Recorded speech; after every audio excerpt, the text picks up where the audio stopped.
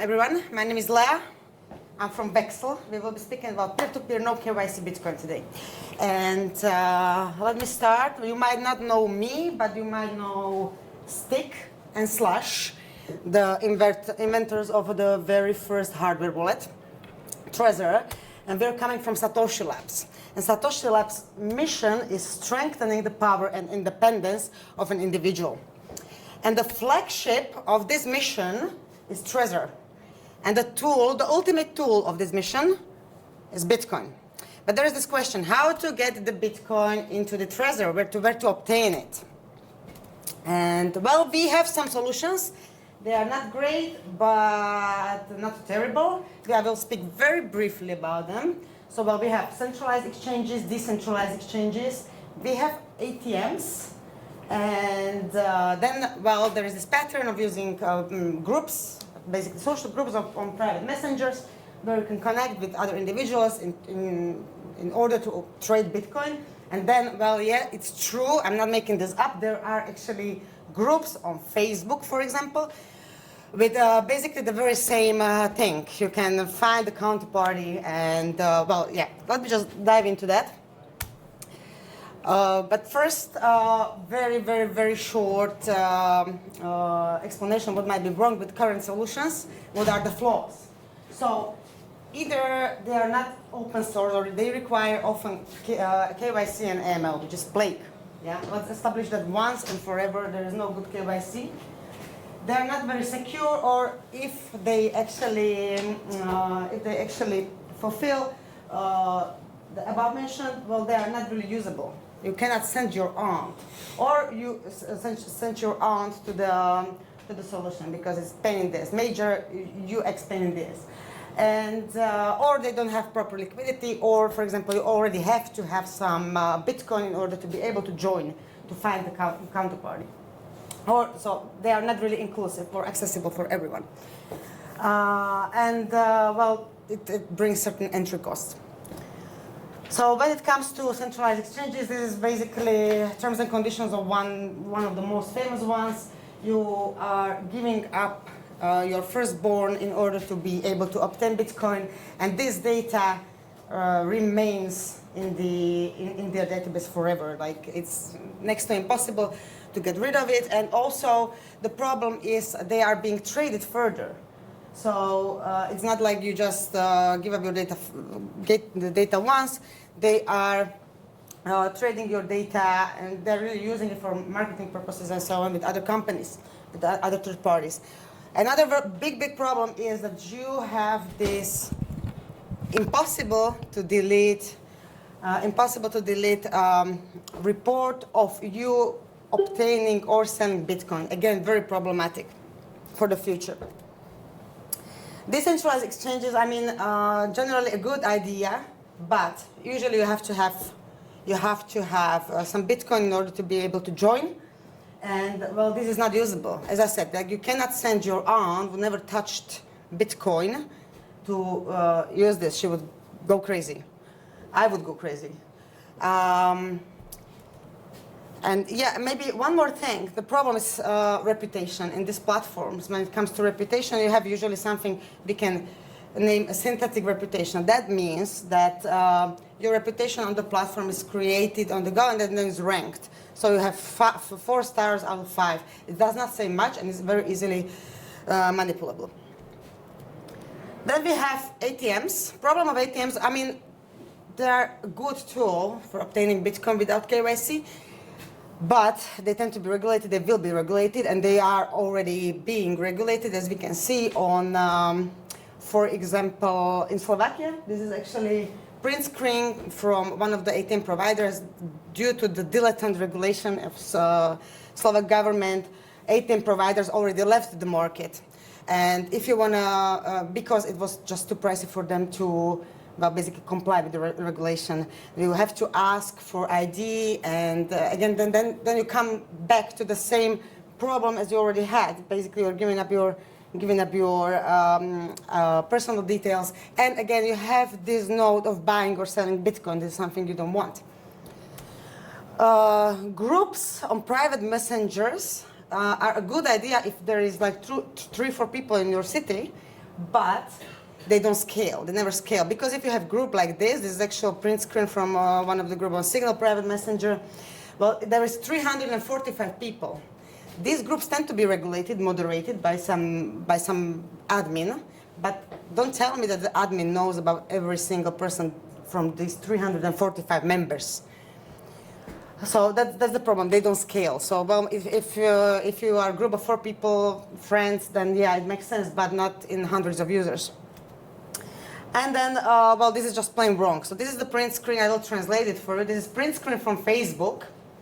And basically, you're saying here that how much Bitcoin you have, or how much Bitcoin you have, it's way above the KYC limit, right?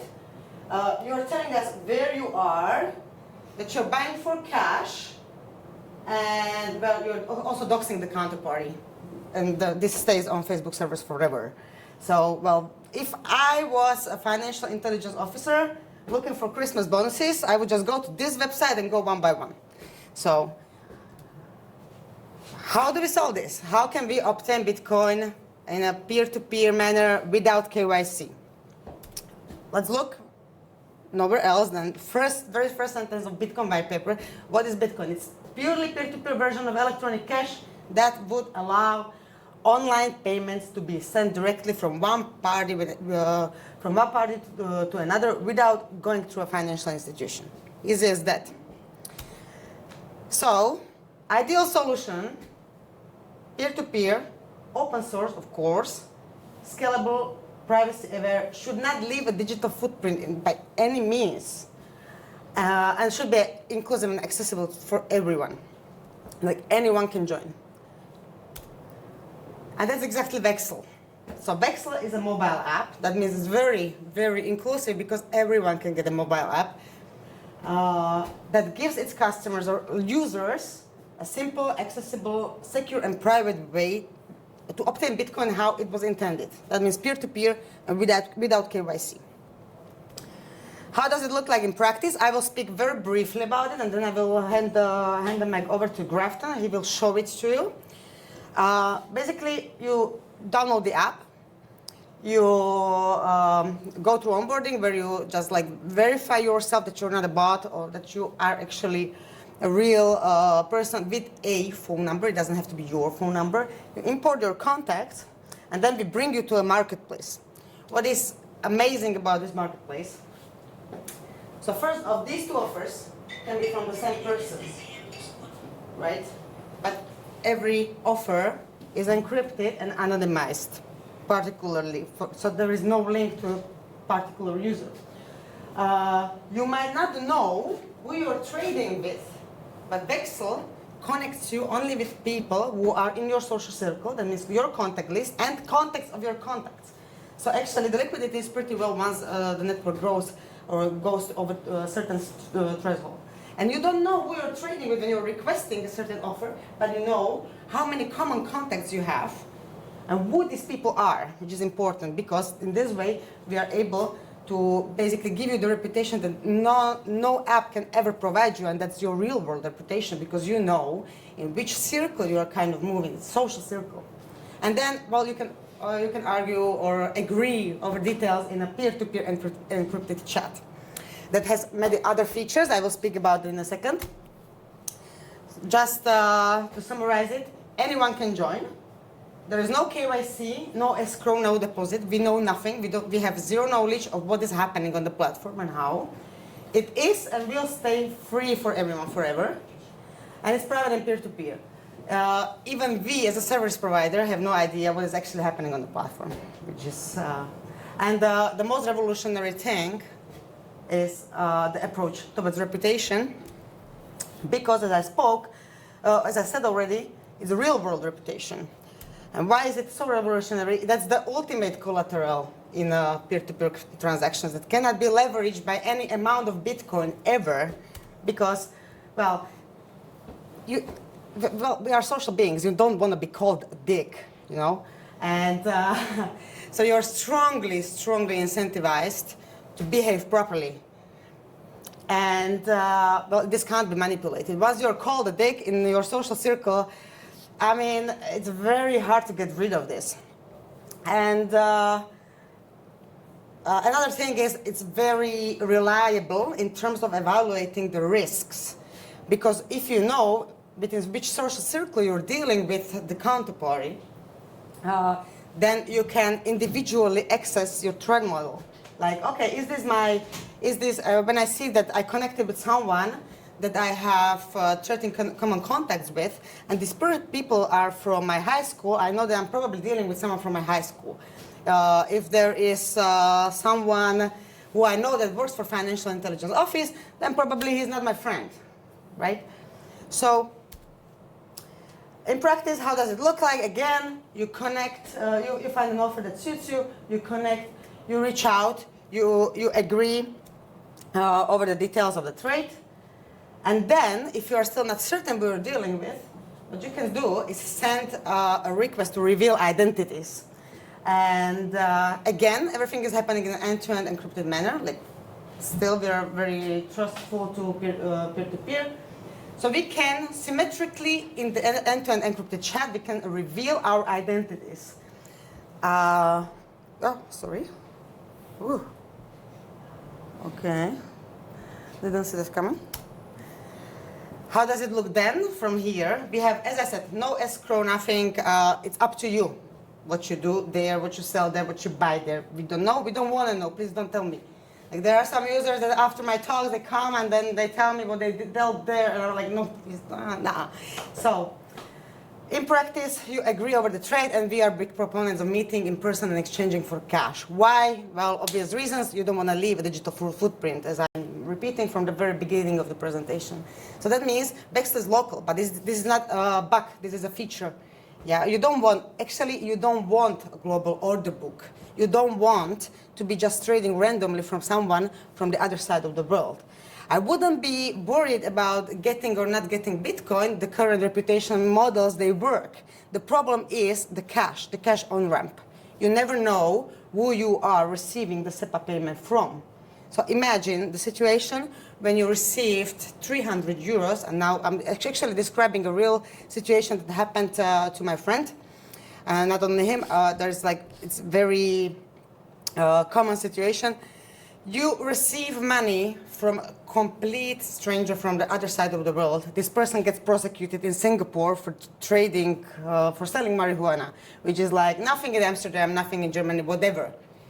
You have a direct link with all your data in the banking system that you have sent or received money from this person.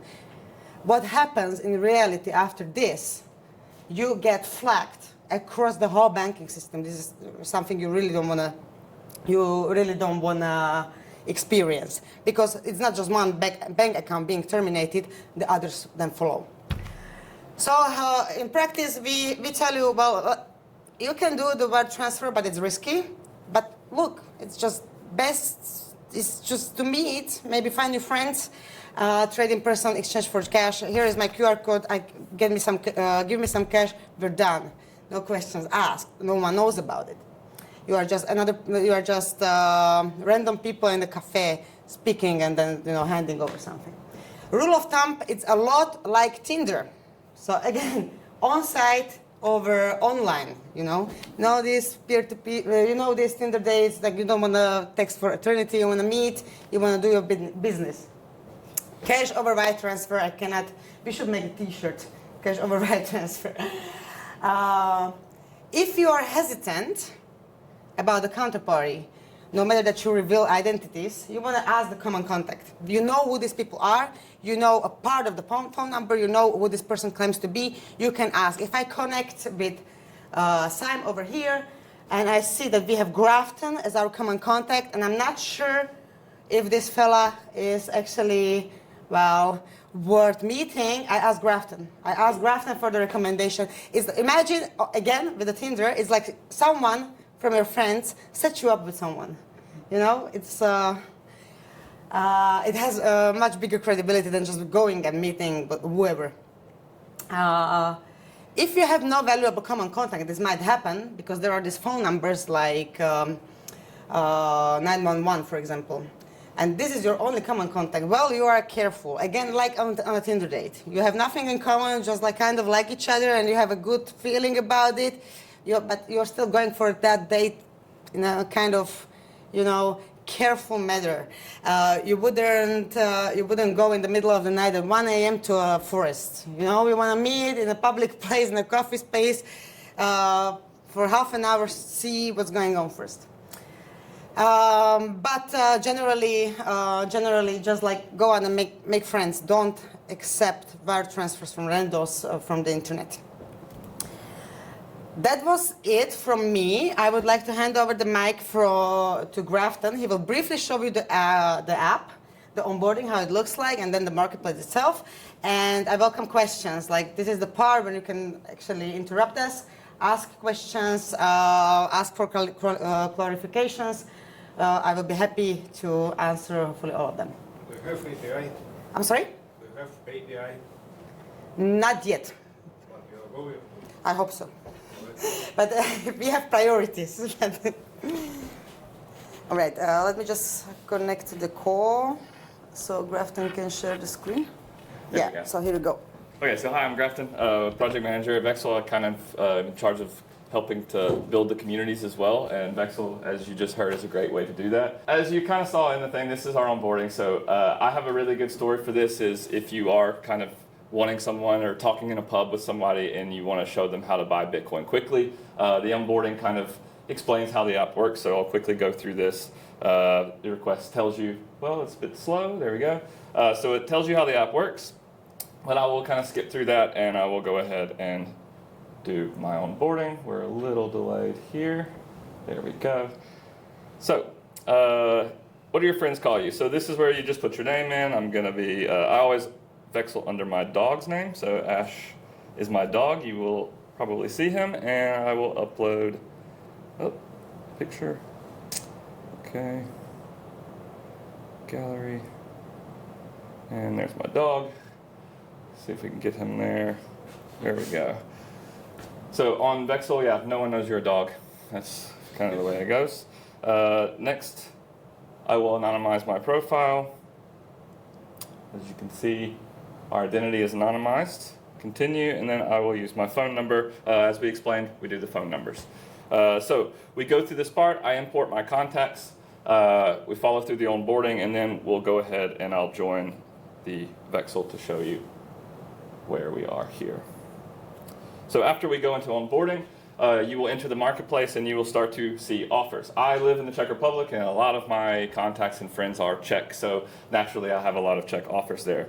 But I might scroll through and see, oh, here's a person selling small amounts during Baltic Honey Badger, only in cash, only in person. So I might say, that looks interesting to me. I can see that we have contacts in common, things like this. So then I go down here and I say, very interested. Can we set it up? Send request. And yeah, I'm getting a notification right now. So she gets the notification.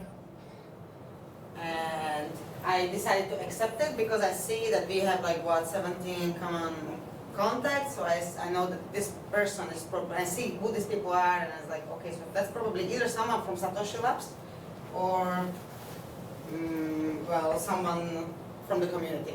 Yep. And I accepted it. Amazing. So now we enter an end-to-end encrypted chat where we can discuss our trade. Well, once we finally decide to, hey, I want to meet in person, but I'm still not maybe sure, so I might ask to reveal identities. Now that doesn't mean, like you said, I Vexl under my name as Ash the Vexl dog, who is very fluffy, very good Vexlock to meet. So I will send request, and I wait for the reply. Important thing to say here is it's symmetrical. If I, and it's, of course I'm notified about this. If I decide to reveal my identity to this person, also I get to see the other identity. So none of the parties is actually having advantage in this trade.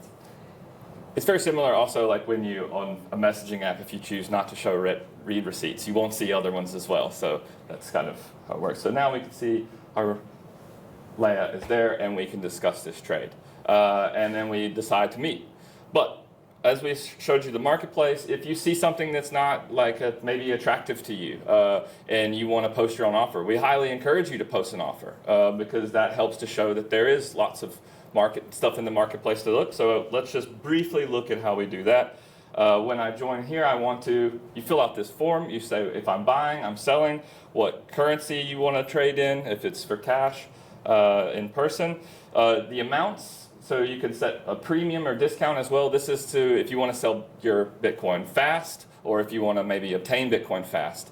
So you can kind of select the premium or the discount. If you sell with the premium, it might take you a little bit longer to sell, but you might get a better exchange rate for your Bitcoin. You can also set whether you want in-person, online, and where the city is. Cash, Lightning, on-chain, so you can be as descriptive as possible. And this is helpful because it says exactly what you're looking for. And in my experience, especially these days, there's always someone who is buying and there's always someone who's selling. A lot of people are earning income in Bitcoin, so there is a lot of liquidity on here and abilities to kind of obtain or sell. Then your ad will appear in the marketplace and you can begin trading back and forth. As you can see here, this is my chat open with Lea now. We discuss it. Maybe one thing I would like to add. We are not an exchange. We are not selling ourselves. It's peer-to-peer service. So, when you really zoom out, it's a social network, right? So what might happen, the network is kind of big already at your location, but you wouldn't know because you come to the marketplace and you see no offers. You have to be the first one to add it there. You don't hesitate to add the offer, no matter if you're selling or buying, but you cannot, usually, we saw that in Czech Republic, right, Grafton, maybe you can comment on that, how it's, when you're starting the network in your new city or new country, whatever, it's a kind of, it takes time because, you have to have enough penetration.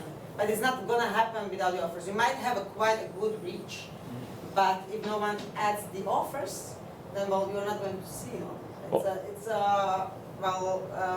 And I'll also say it's like once you, as you say, it's like slowly and then gradually and then suddenly it's everywhere. And that's something that we found is like here even is an ad for an apartment. And that's something that we saw is through the communities is not only did they start kind of going back and forth with Bitcoin, but we had several people who were selling honey for Bitcoin.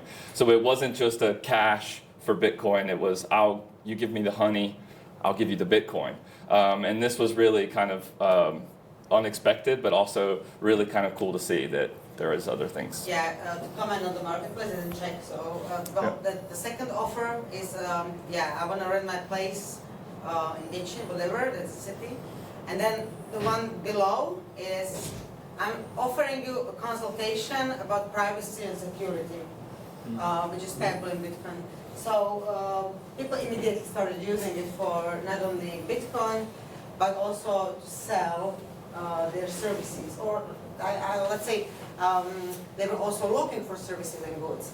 So they were trying to buy X, homemade X, or like they were trying to find a plumber, they could pay in Bitcoin. Well, it was 1,000 sats an egg is what it was going for. So we had several people. So it was very cool to see that and kind of the natural economy come out of it. So also in buy is you can see someone is looking to buy sats here as well. So it is there. We recommend downloading the app and trying it out, please. If you have a community in your city or wherever you are and you want to reach out to me and kind of learn a little bit more about how to help kind of make more connections, please do that. You can find me on Twitter. I don't have a fancy slide like Lea did with my name. But yeah, is there any other questions or if Lea wants to add anything else? We have last 3 minutes, so maybe. The next presentation is not coming, so we can have a few questions. Okay. So like, if you want to come for the microphone as well. In that case, do we have any questions I can answer? Yes, please. Is it for iPhone as well? Ha! Good question. If you go to my Twitter handle, Peters, you can see a very extensive blog written about how we were recently kicked out of App Store, given with the reasoning that using cache is reckless, what I consider outrageous. You can still download it via test flight. It's not the most user-friendly way. It will take us probably some time until we solve the situation in some kind of engineering decision. It is available, but you have to go through test flight for now. We'll see if we don't get banned in next 3 to 4 days. So, yeah. So now we have a new global judge of morality that's being Apple telling us, don't meet in person, don't use cache. How do you get to test flight? How do you get to test flight? You go to vexl.it/download. And, well, basically you have to hit the download button twice. If you're an iPhone user, we will guide you to the whole thing. How do you filter through if you have a bunch of people selling other stuff than Bitcoin for cash? Yep. Do you have a Yeah. mechanism? Yeah, we will introduce categories soon, and also we already have an issue which we want to implement in the following weeks, which is a full text search about the offers. That would make the interactions much easier. And if I have contacts, how does the contact matching work? Is it only numbers, like phone numbers? Yes, basically it's phone numbers. Phone numbers, because nowadays people don't use phone numbers that much. Well, depends on how you're looking at it. So maybe as we still have some time, I can comment on it a bit, in a little bit more zoomed out level. So. Vexl is a social network, as I said. It's not a decentralized exchange, nothing like that. It's a social network. And when you are trying to launch a social network, you really don't want to start your own one. It's a pain in the ass. It's a major pain in the ass. You want to use an already existing one and then build on top of that. That's exactly what we attempted. And phone numbers are a really good choice for this. And the thing is, well, we here in this room maybe don't use phone numbers that much. But if you are thinking about social network where you have kind of real-world reputation that I can vouch for someone because I have him in my contact list. You know, I cannot vouch for any of my Twitter followers. So this aspect of like real-world reputation that you actually kind of personally know someone, then you want an old social network that is actually widely used everywhere in the world, right? In the south, in the north, in the east, in the west, poor. Rich ones, everyone uses it. And if you want something that won't go away anytime soon, it's not just fashionable, then phone numbers are actually a very good choice.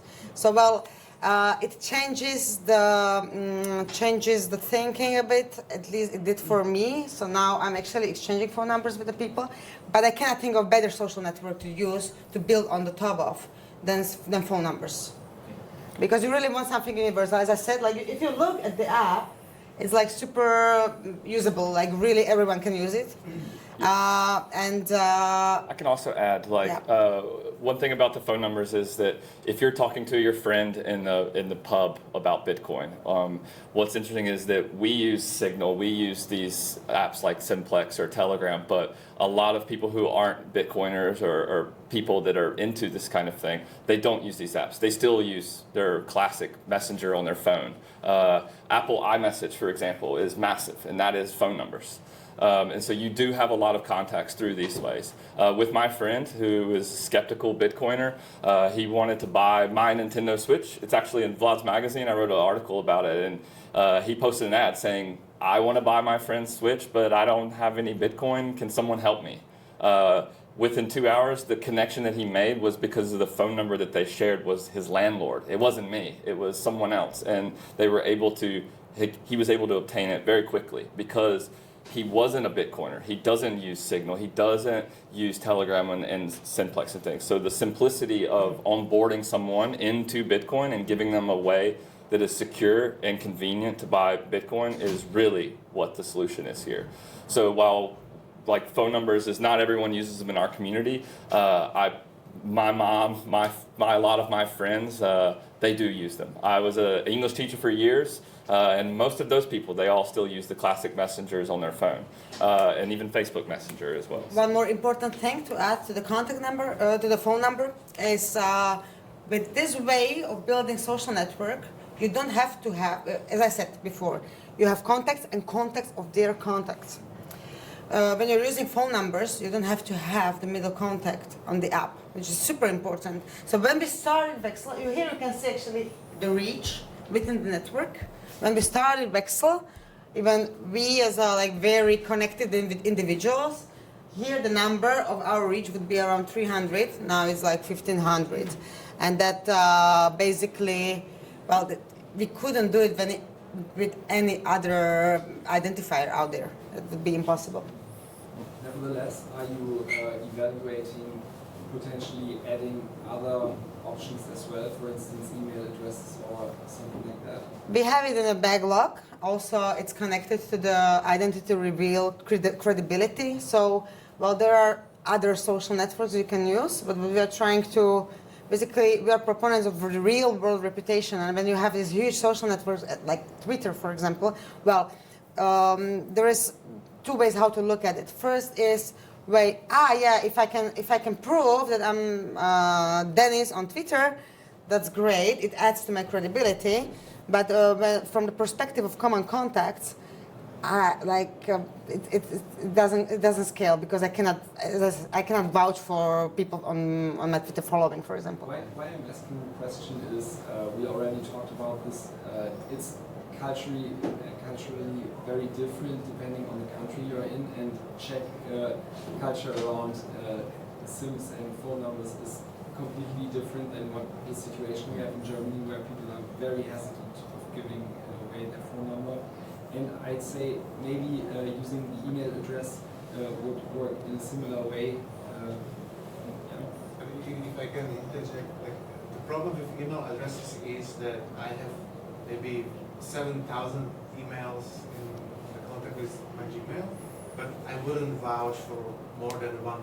You wouldn't vouch for all of them, but then again you can also selectively. But I'm not going to go through 7,000 of my email contacts. Yeah. Like the ratio of per people I would watch for is much better in phone numbers. But I totally get the point. Yeah, it's a valid point, but as I said, actively try to shield Vexl in Germany, and this is giving me a really hard time. yeah, I understand. How do you organize disputes? I'm sorry, excuse me. Disputes. Disputes. Yes. It's up to you. Basically, well, we don't know if you have a dispute or not.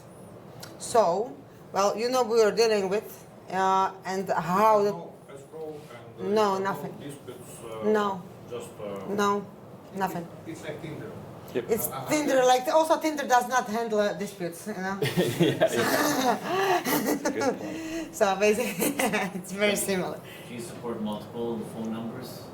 Currently not. We have only one, but basically what you can do, you can register with one and then add your second one as a common contact. That's what I do. I have several phone numbers, like, yeah. That would be my issue too. Okay. Yeah, but that works, yeah.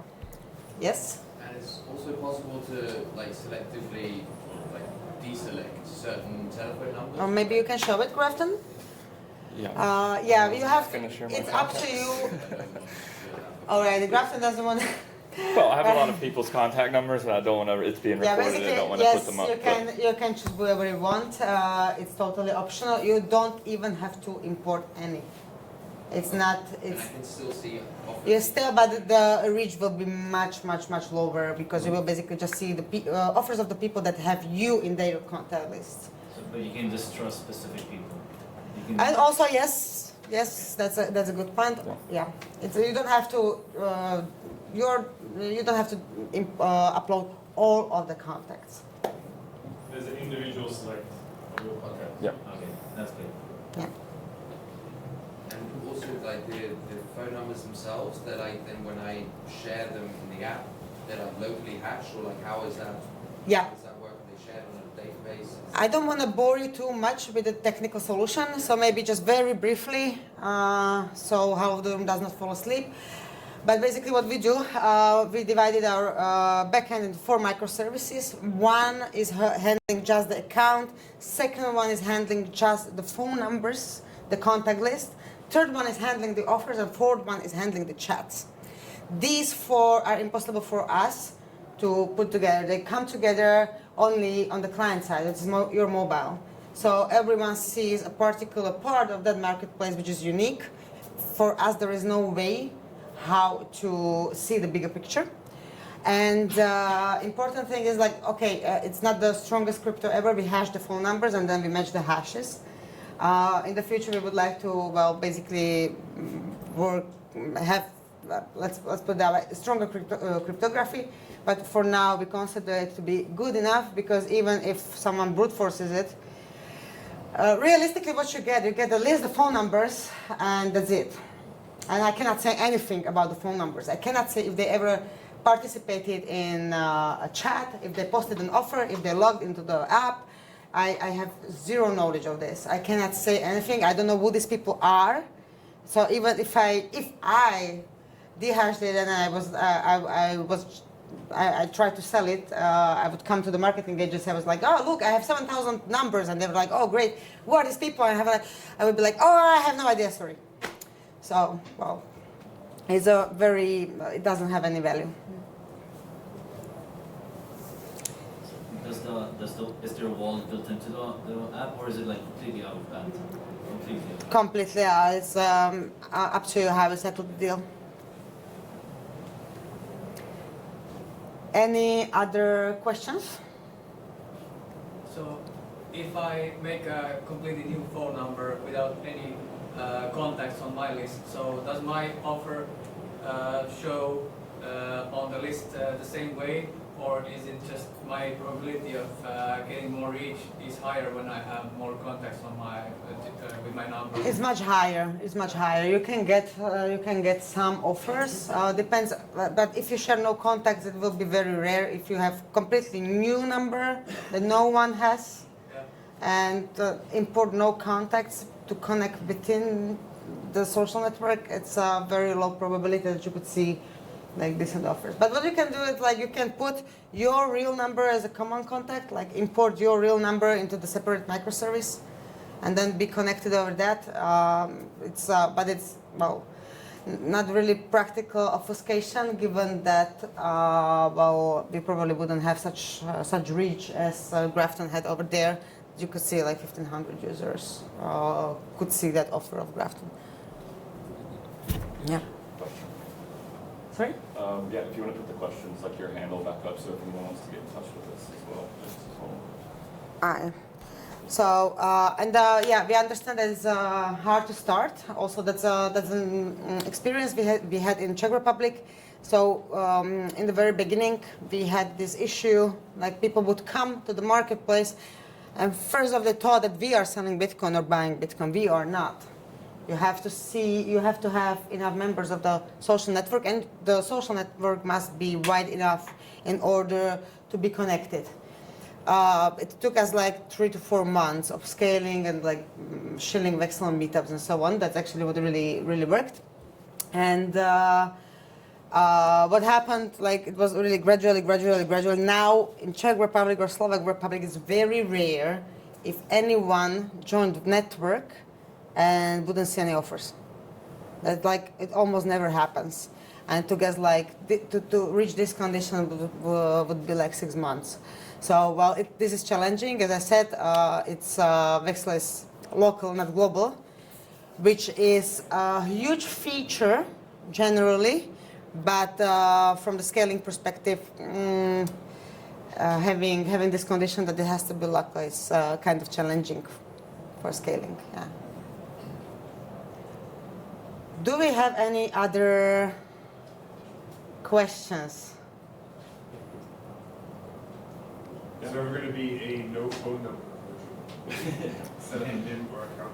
Yeah, as I was saying earlier, definitely in the future we will evaluate it. We would love to have something with higher entropy and so on. But for now, for the reasons I already spoke about, it makes total sense for us to use phone numbers. If you want to chat more, please come find me. I'm happy to talk. Also have a little bit of merch if you want to help us support the project as well. Please come talk to me. I would like to get to know you a little bit.